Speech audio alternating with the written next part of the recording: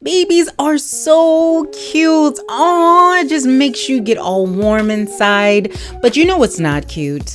All of the sleepless nights, the dirty diapers, the stretch marks, the big bulky clothes you have to wear when you're pregnant.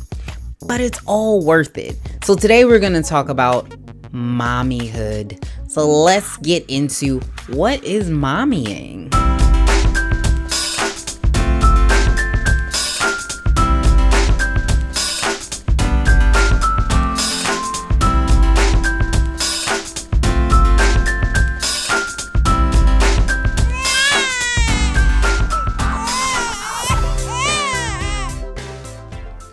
Welcome to the hood.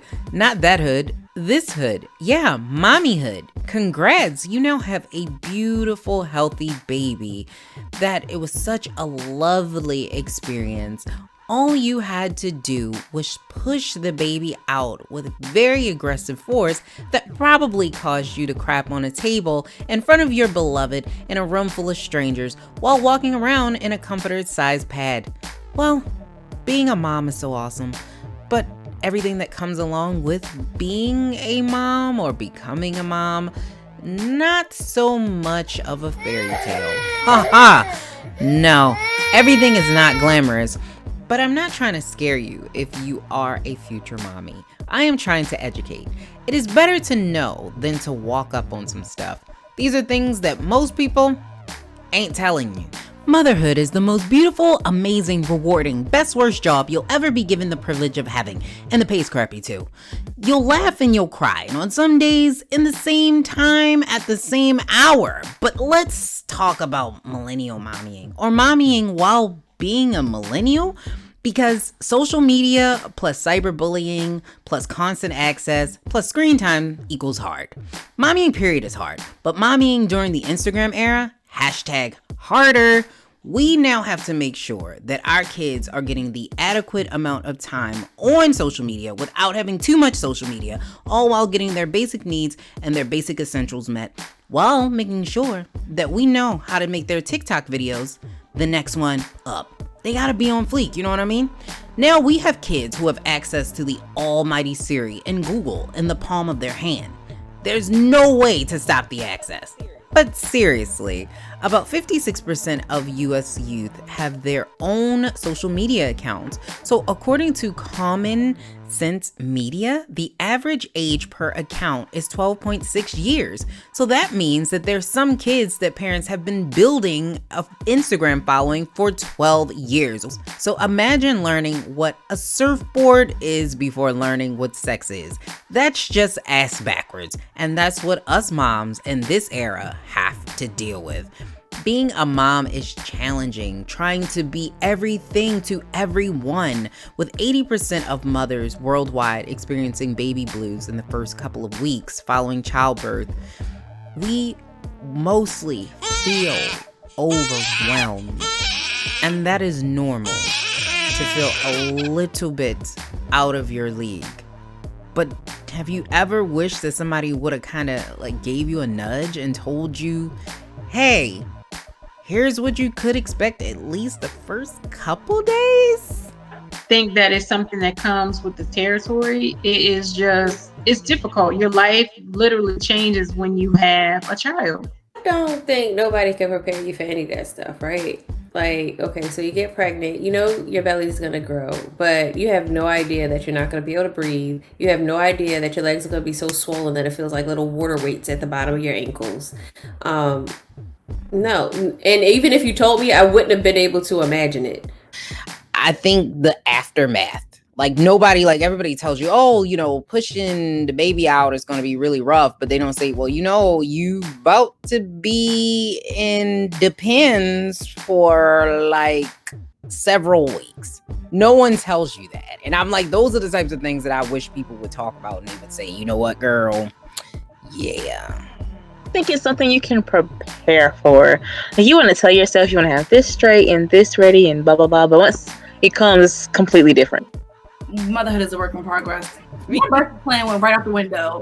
With my son, I had to have a C-section with my son. My daughter, I wanted to have a C-section, but I didn't. Don't plan. Right. So somebody might have told me, like, they might listen to me right now and be like, I told you, girl. I wouldn't have been able to imagine. And then when the baby comes, I mean, you're not really going to sleep, but the experience of not sleeping. It was not like nobody told me anything, honestly. I didn't get any, like, just no adequate advice on how to deal with delivery. I have a mom who was so involved. She was there for me. She has 4 children. So any question that I had, she was right there to answer. So I had a really, really strong support system. With you, I don't know if anybody will ever feel prepared for motherhood. I think it's one of those things where you just gotta learn as you go. Like, I remember leaving the hospital thinking, are you really about to let me walk up out this hospital without this baby? The only thing you showed me was a 10-minute cassette DVD. Like, it was a DVD, but it looked like it probably was a tape first. Like, I mean, you're not really gonna sleep, but the experience of not sleeping and caring for a whole human being that you can't pawn off the responsibility on nobody but yourself. I don't know how you explain that to somebody.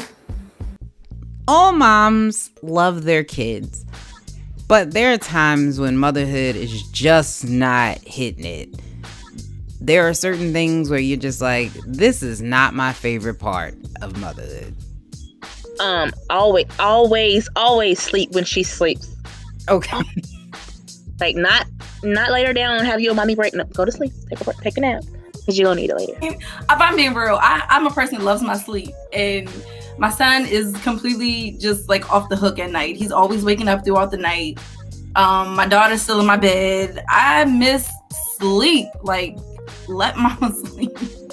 I mean, I guess it's not having enough me time, but I'm not sure if that's even an answer either, because if I had more me time, I'd probably be lonely or bored or something. You know what I mean? So, like, as much as I want to not have to always be going and doing for other people, I'm not sure if I didn't have to do those things that I'd be entirely happy either.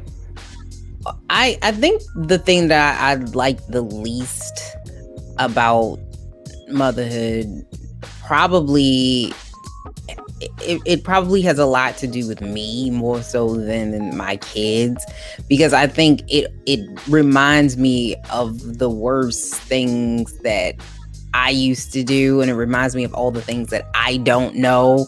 And so when you don't know, it's very hard for you to teach your kids certain things, because you are a product of your environment, so you don't know what's the best way to do something. And I think that's the worst part about it, because you also have to kind of like change that in a moment's notice, because one of the things that you learn very early on if you have more than one kid is that each kid is different. So the worst part of motherhood, I guess the best way to put this is, you're going to make a lot of mistakes, and having those mistakes and wondering what the outcomes of some of those mistakes are going to be down the road. And it's like, oh my God, please don't get on the pole. Like, I didn't mean it. Like, just figuring out what those mistakes are going to be down the road. I think that's the worst part of motherhood, because you don't know how well your kid is going to turn out. Oh man, the hardest thing for me is seeing my own flaws kind of in her, because I have bad anxiety, and she does too. So she gets really frustrated, and trying to teach her new things is really hard, and it just breaks my little heart, because I'm like, this is me, like, this is how people handle me. So I'm like learning to be more patient, just to handle her with care, and it's like super hard for me because I'm so impatient. And then we see it all too often. A mom's worst nightmare played out on the news, where her son or daughter has been murdered. This adds an added level of stress for any mom, but for African Americans, this is all too real to teach and raise a child in a world that is not built for them. Of what's going on around her, but it's like, do you tell a child, well, you can't do this because you look this way? And it's crazy because you kind of have to.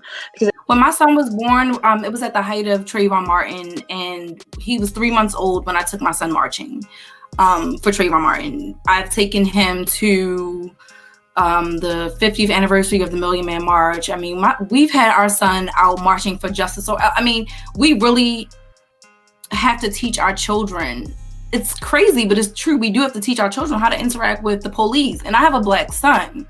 And so it's a scary thing. I mean, I love my daughter, but something about having a black son, it is scary. I pray for my son every single day, and I have to teach my son, he goes to a school that's predominantly white, and so I have to teach him, like, just because Jack can do this doesn't mean you're going to get the same exact punishment or feedback. But the older one will hear things about, like slavery in our history, or like she's starting to notice the differences between her and, let's say, her teachers, or she'll hear adults talking and say certain things, and she'll say, what does that mean? So, and explaining that and how that relates to her is sometimes difficult, because I think it stings anyway to think about our, like if you go back to slavery and then move forward and to understand who and what we are, it hurts internally anyway. So to explain it to your child and know that it's kind of hurtful to her as well, makes it even more difficult. And then trying to get her to see beyond that and see what she can do differently, I think, is a constant struggle. I mean, I think that it has to be an honest and transparent conversation. And I don't know if there is an age that is too soon. I guess when the child is old enough to kind of understand and they start seeing this stuff, or when their friends are talking about this kind of stuff, you really need to have the conversation really early. I mean, because anything can happen. Even if you have your child at daycare, something happens, you really just have to have a conversation. Discrimination is real. All moms have a take one moment. Whether you took your kid to the doctor because they had a temperature just to find out that you don't know how to read Celsius, or if your 5-year-old tells your mother-in-law that you told daddy that he is just like grandma because he's a drama queen. All moms have these embarrassing moments in time. Oh, my son, when he was a baby, he used to projectile vomit. I don't know why. We were at Olive Garden, and when I say it was like something out of like Family Guy, like a movie show, it was crazy. The episode when Peter was thrown up everywhere, that's how he projectiled on me and himself at Olive Garden. I mean, like, literally, it was crazy. Like, we had to go to the car. I didn't have any more change of clothes. It was so embarrassing. Like, it was just, I know people were just staring at me like, oh my God, it was so much throw up everywhere. That's one. I gotta get my other one. At the end of my pregnancy with my daughter, I was peeing on myself all the time. I mean, literally like throwing up out of the side of the car and peeing on myself. Grown one. I peed on myself. And they repeat everything you say. And so I think those are the types of embarrassing moments that I have, because I remember my kid telling my mom that, what I had said about her. And it was one of the moments like, I ain't say that, she made that up. I would never say such a thing.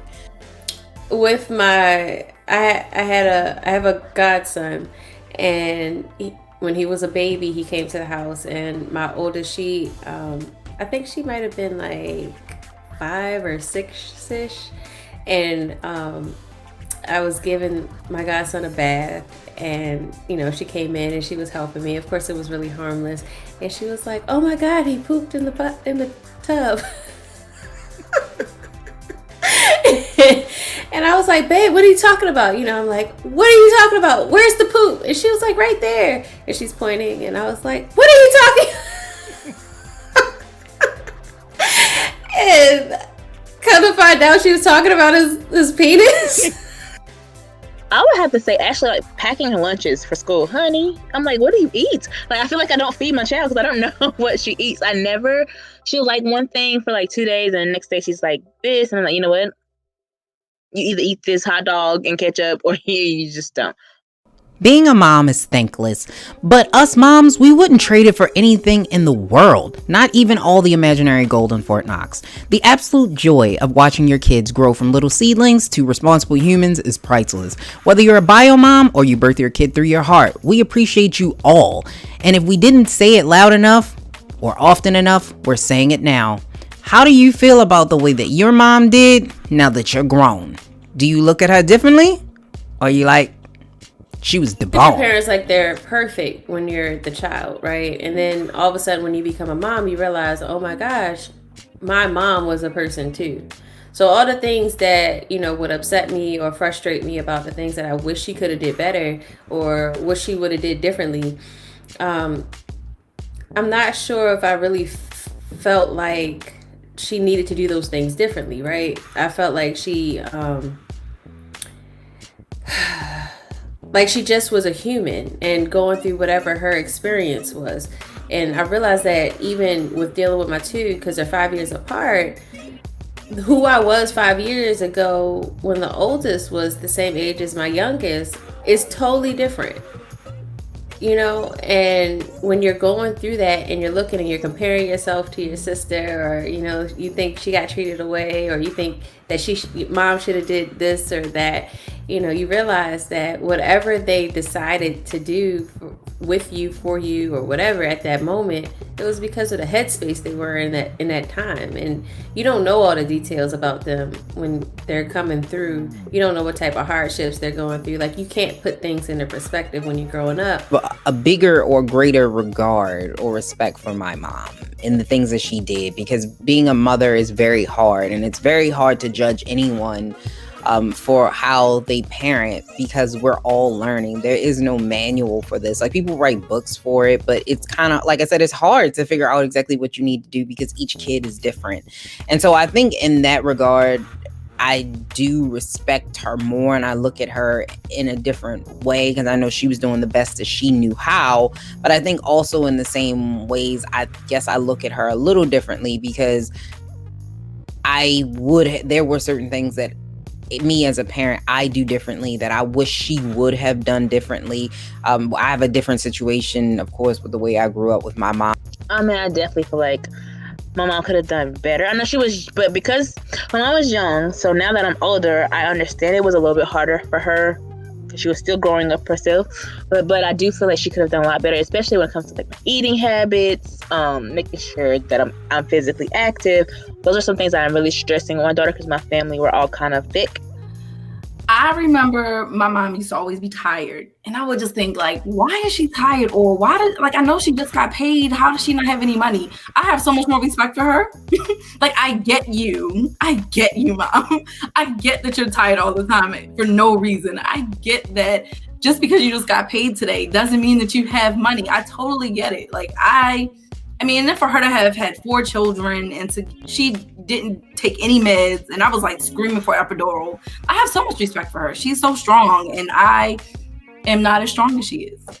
Inevitable choices in life make you a better mom, but it also can lead to mom guilt. What is mom guilt, you ask? It's the feeling of guilt, doubt, anxiousness, or uncertainty experienced by mothers when they worry that they're falling short of expectations in some way.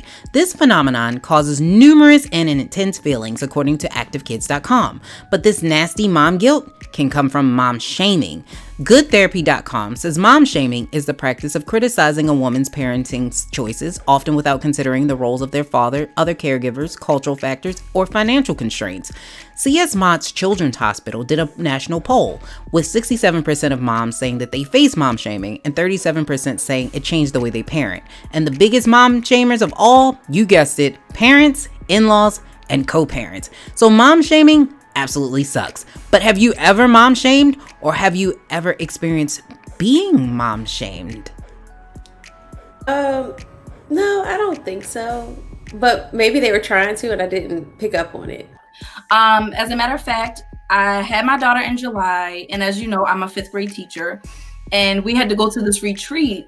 The staff retreat is at this farm or whatever, and the woman who runs the retreat, I mentioned that I was, I just had a baby and I was going back to work, and the look on her face, I mean, she judged me just in the way she looked at me. She was like, you're going back to work and you just had a baby? Like, you're not gonna, it was so awful. Like, it made me feel so bad that I was like leaving my daughter to go back to work. And I was just like, dang, you don't know my life. You don't know my finances. Like, I got a kid in private school. Like, yes, I'm going back to work. And it was just like, it took away the whole, like, the rest of that day for me. I was just over it. I was just like, whatever, I'm ready to go. Like, being a single parent is probably one of the roughest things ever, because I know I criticize him as well, so like we definitely shame each other on things we want each other to do better at, or something we just didn't agree with. And I'm not going to name names, but there's a certain relative that will make much notice of the fact that my baby's onesie might not have been white no more. You know what I mean? So I feel like I have been mom shamed before, or felt judged. Myself, I have been guilty of shaming other people. Like, in retail, and like if I see a child come in the store without their parent, and like looking around like where's the parent, or like without any shoes on, like, you know, this person take care of their child, which means and then it could have been completely any other reason why they didn't have shoes on or this or that. Yeah, I'm guilty of mom shaming. It's terrible. You shouldn't do it. We've all been there. You know what I mean? So like sometimes, every once in a while, somebody might come and disrupt that rhythm, but like for the most part, I just kind of dance along life. Like, mom guilt. Well, you know, moms, I think today in this time, they have so many different roles and different hats that they have to wear and play. You can be guilty. You want to be there for your kids all the time. does being a mom define you? According to motherly.com, a whopping 70% of moms said they felt most defined by motherhood. Mommying comes with so many choices, some good, some bad. You know, giving kids green veggies at each meal is a great decision. Buying batteries for a musical toy? Not so much. But have you ever felt you had to choose between being a mom and just being you? Yes, that's really hard for me. Yeah, because like I feel like if I go out anywhere and like say if she's with me and not with her dad, I feel guilty. I feel like I need to spend my whole entire day with her before I go do anything. When I'm shopping now, I don't really hardly buy for myself. So I'm in the store, I'll put all these things in the buggy that I know I need, and I'll put them back before I leave. Dating is very hard because I feel like I can be spending time with my baby if I'm spending time with you. So I can't date because I try to date, but it's like all kinds of things that comes with being a mom and trying to make sure like my child is my priority.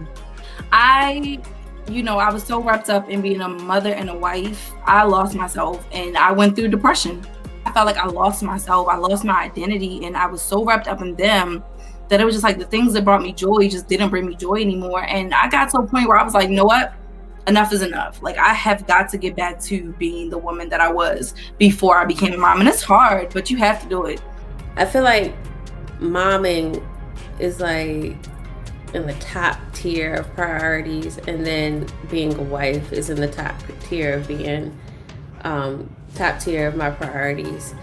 And then comes maybe work because you have to take care of yourself, but even that kind of slides in the cracks for me a little bit sometimes. But I've gotten to a place now that my kids aren't in that infant age where I'm starting to focus more on what I want to do for myself personally. To choose between being a mom and being me, but I know that I had a conversation with a relative where I had on like spikes on the back of my heels, and I remember them saying, hey, you shouldn't be wearing those because you're a mom now. And I was like, but I'm still Lisa though. So it's just one of those things where I think sometimes people make you make this ultimatum, like that you start one questioning, am I doing this right?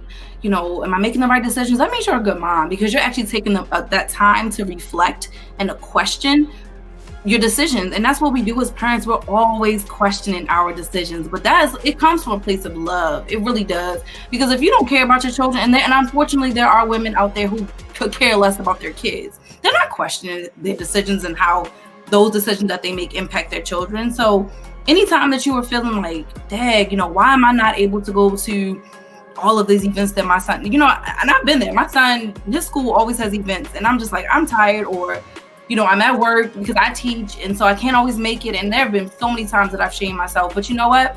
I'm doing the best that I can, and that's what matters. You are doing the best that you can. So we know that 70% of women say that motherhood defines who they are as people, but does it change the way you feel about yourself? Does it make you a different human being once you've mothered a child? It changes from woman to woman. Some women find that being a mom really elevates the levels of responsibilities, while other women say that it changes the things that they like and the things that they do. We all have some aspect of motherhood that changes who we are, but does it impact you going forward forever as a person? Or are these things that have always been in you, but they were just elevated by motherhood? I definitely have a lot more respect for myself and love for myself. I think that so often I'm judged by, even sometimes my sisters. I don't think they do it on purpose, but they kind of, they're younger than me. They kind of judge me because, they're still single. They aren't moms. And it's just like, you know what?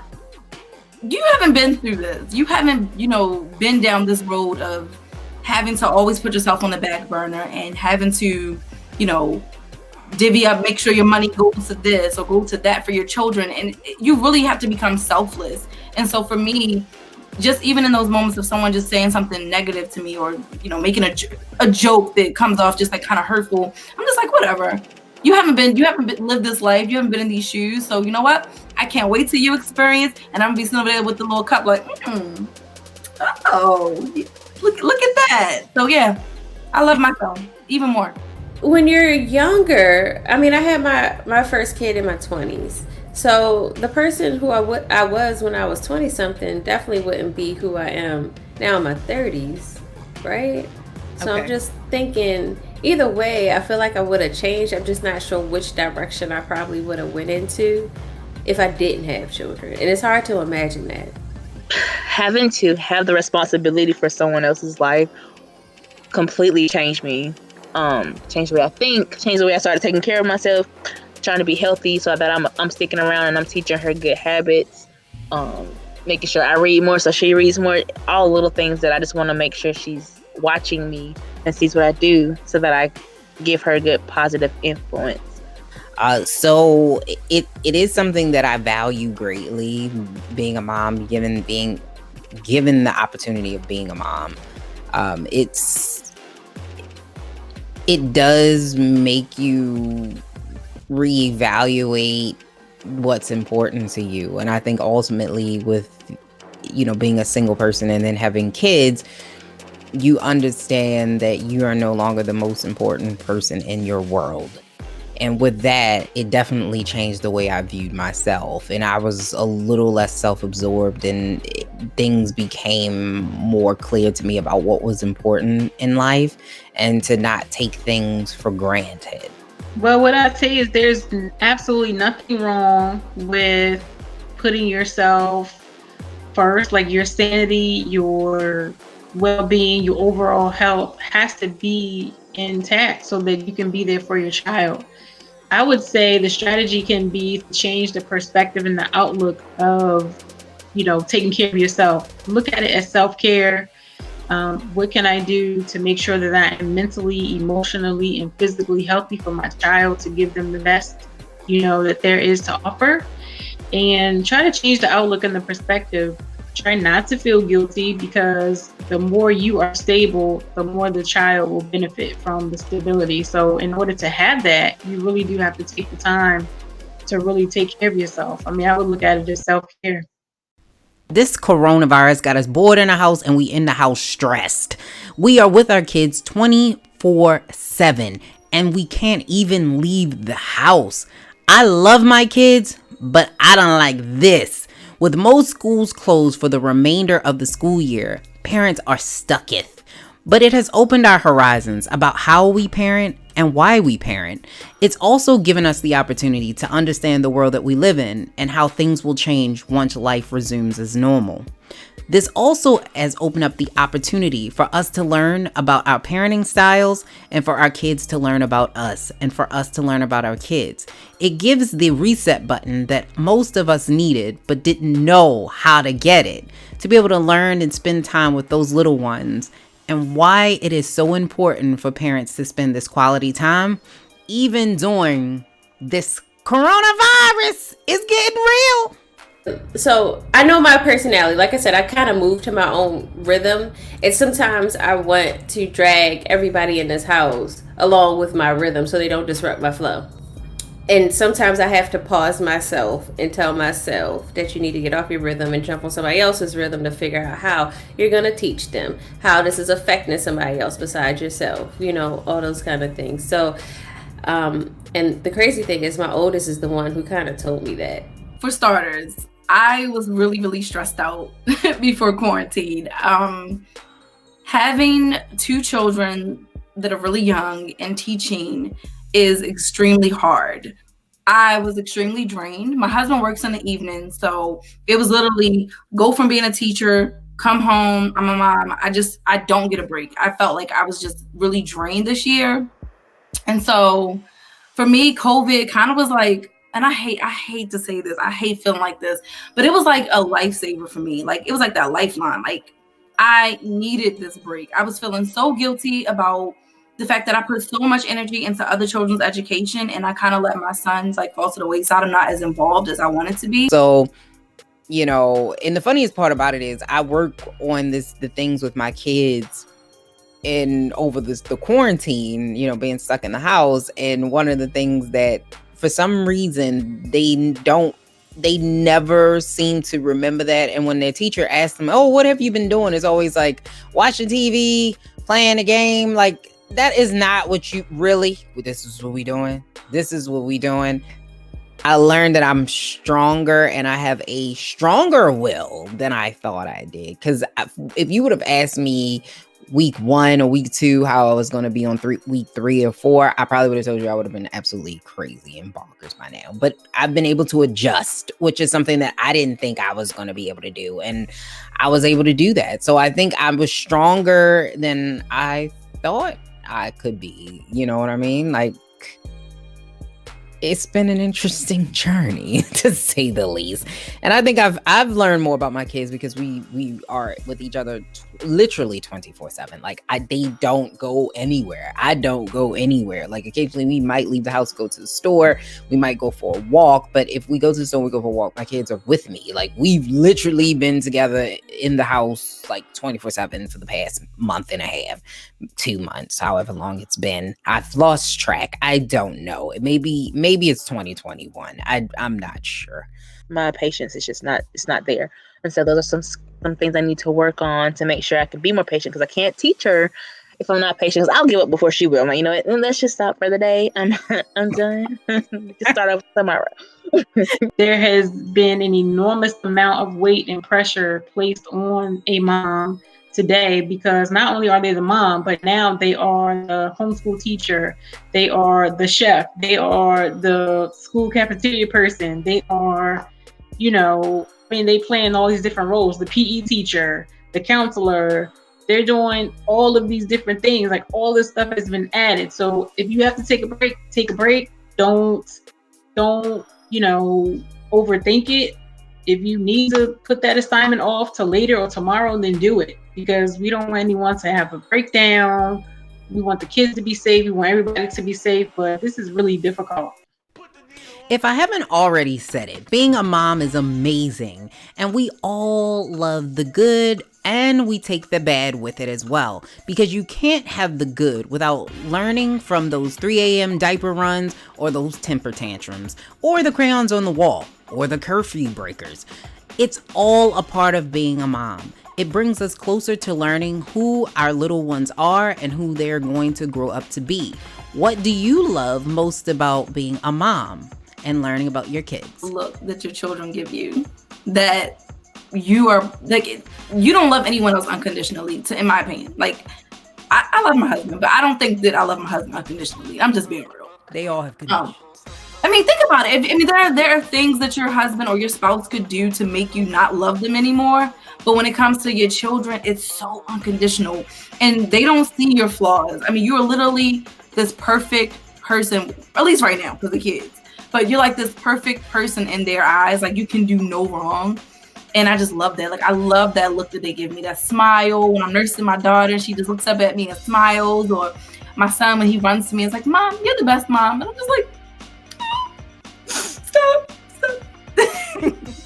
I love having a little mini me. Like she wants to, right now anyway, wants to do everything I do. She wants to have everything I have. She has to match If I'm wearing red fingernails, she wants red fingernails. I love that she adores me. I feel like I can never do her any wrong. If I did anything to upset her, we apologize and she's hugging on my neck and kissing on me later, and that just makes me feel, that makes my heart feel good. I know no matter what happens, whoever I don't have in my corner, I always got my baby girl. That thing that I love about being a mom is my kids. You know, getting to have that time with your kids, getting to understand them as people. That's very interesting to watch them grow. And to see this little teeny bean turn into this big, tall, 5'5" person that, you know, has their own personalities. The most interesting part of being a mom, I know you said what you love most, but the most interesting part of being a mom is really watching those personalities blossom. It is one of the most interesting things you'll ever see, because you can have 15 kids and they would have 15 different personalities. And it's fascinating to see that the same two people or same person raise all of these people, these little people, and they're all so different. And that just blows my mind, just to sit there and look at them like, wow. I like every part of it. Like, I like that they love me so much and it just doesn't matter. Like, I like when they get up and, you know, they like to jump on me in the morning and I'm the first person they feel like they need to talk to in the morning. I mean, I just think it's interesting to be able to witness somebody from the very beginning up until the moment that you're in and know why they are who they are, because you were there every step of the way. You know, I've never known any other person that way. Additional human beings that I get the pleasure of witnessing that transition through life. So I feel like I should be thankful for that opportunity.